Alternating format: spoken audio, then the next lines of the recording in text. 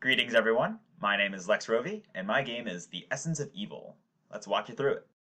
The Essence of Evil is a text-based adventure title which explores the line between justice, empathy, morality, and righteousness. The mechanics of this game follow closely to most hyperlinked text titles. One clicks on the blue hyperlinked text to traverse the story. In this game, different options will lead the player to new and different areas, different melodies and musical options, different sound effects, different backgrounds, and more exposition on the world itself, should the player so choose.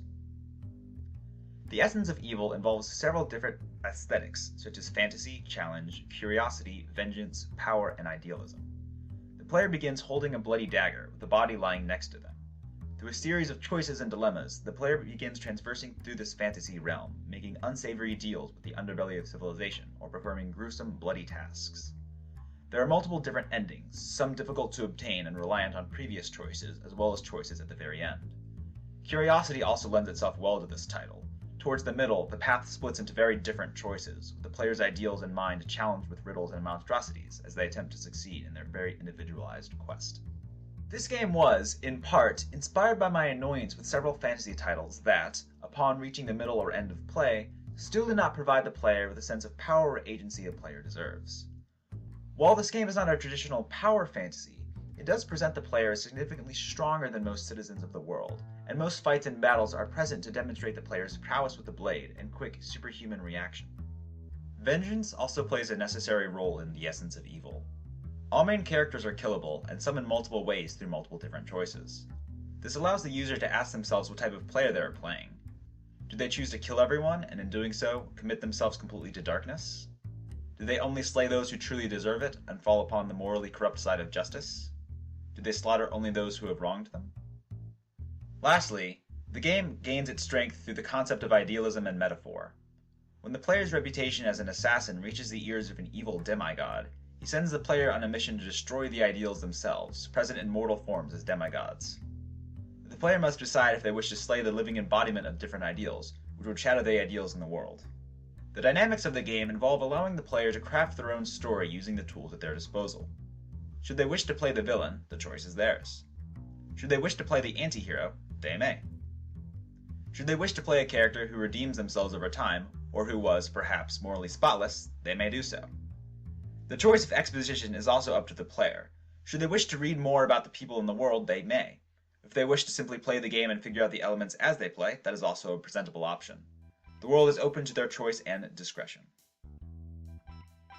Agency, a player's feeling of choice and power within the world, is perhaps the most important element of any interactive fiction piece. Because of this, even a seemingly short, 15-minute game must be massive. This video doesn't quite do justice to representing the 182 passages, 266 links, and over 17,000 word project, but believe me when I assure you that yes, it's that big. Here is a demonstration of some of the musical and visual pieces within The Essence of Evil.